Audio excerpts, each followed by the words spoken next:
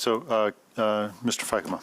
Yeah, so I think that we heard a lot about like the data privacy concerns in general and the way that Flock is trying to bring in specific modifications to their systems to try to, ensure some safeguards. But so I professionally am a software developer. That's what I do in my day job. And I'm looking at all of these things that were added on the interface, and I'm just thinking to myself about, like, okay, when it comes to the data that Flock is actually storing, like what are the actual uses that could come from how this is being monitored, how the alerting is being provided. So kind of a stream of consciousness for the Flock representatives, so I'll let you answer once I give my concerns here. But I think the things that I'm still not convinced about here are that when you say that you can filter out specific investigative purposes, such as immigration or reproductive care searches, I don't feel convinced that, say, okay, a police officer can run a search with those purposes in mind, but they can mislead about what they provide into that query. And I could just entirely see that happening. Say providing a case number that might be extremely broad in its scope for some purpose that might be hard to ascertain. And so I think ultimately when it comes to the ubiquity of these technologies like ALPRs, having all this software that's built on top with these layers like the monitoring, the digital fingerprinting for the vehicles, I think that there's so much big data that's coming out of this. Also, the way that there's kind of this level of association that can be gleaned from these systems as well, that kind of intrudes into people's rights for, say, free association, just involving themselves in their personal lives with whoever they want to. I saw also there was a Wired article last week about how you have a system called OS Investigate, which used to be called Night Shift, and that was something that you were rolling out to some departments, and it included 69 pre-written prompts that officers could use to select or review or submit to an AI system which would run those queries, and officers could modify those queries as they would want, but having the ability to run those queries in a way that relates to people who might be fast following other vehicles in a vicinity.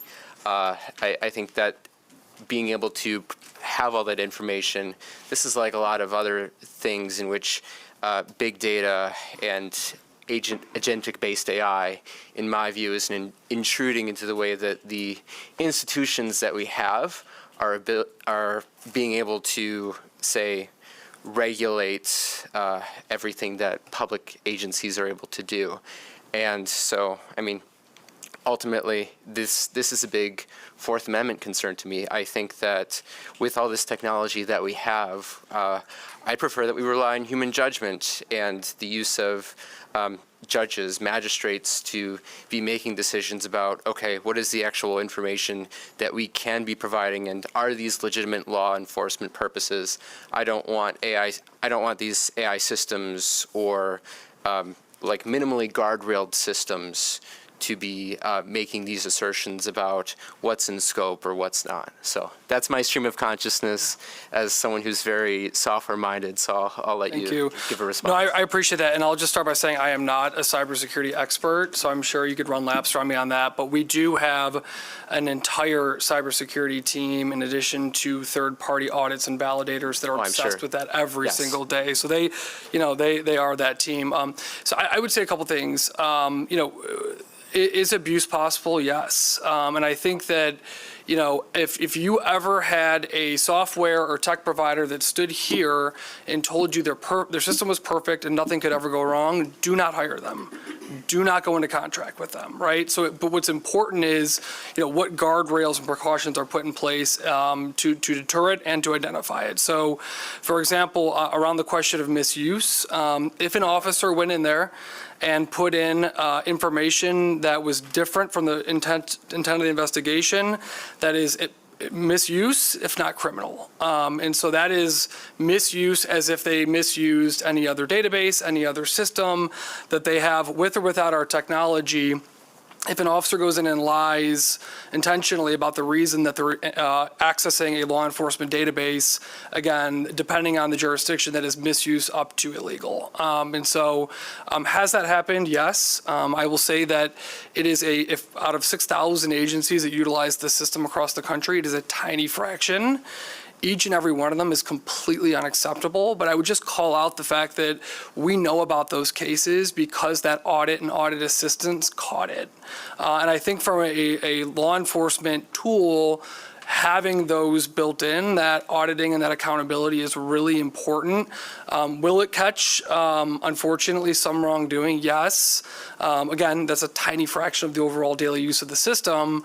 However, completely unacceptable. And those departments have done everything from discipline to fire to prosecute those officers when that's happened. Again, vast majority of officers do the right thing. They wake up in the morning and they keep our neighborhood safe and do the right thing. But when that issue does happen, the system is built to identify it. The data is used, it's owned by your department strictly in our terms and conditions. It's a contractual obligation, and it is used, as you heard earlier, pertaining to crime and missing people. So, and I'll just paint a little bit of picture too. It's helpful for me, so maybe it's helpful for other folks too. You know, when you use Facebook, you use Google, you're not paying for that. And the reason is because they're monetizing your data. You all pay us.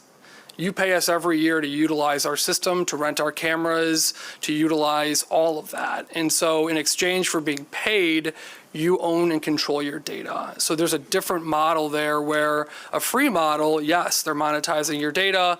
They're doing a lot of things with it.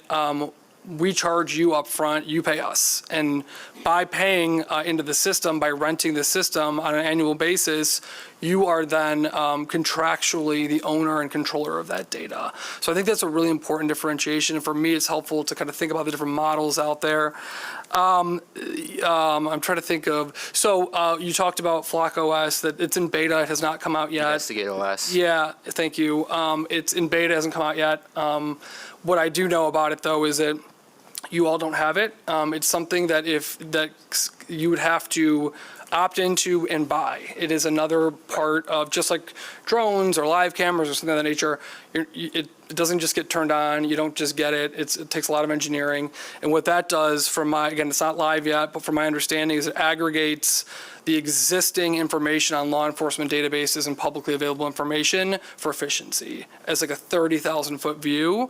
Hasn't gone live yet. And again, I'm sure as it does and as customers purchase that, we'll learn a lot more about it. But again, it is in beta right now.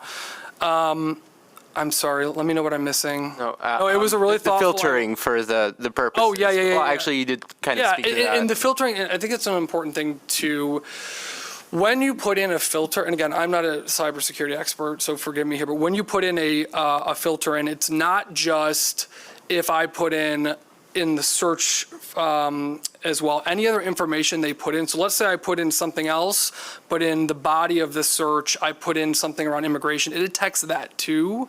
Well, I'd certainly hope Yeah. if that was made in the For sure. request And again, that was sent out. could an officer break policy, commit a crime, and misuse a law enforcement database? Yes, that is possible.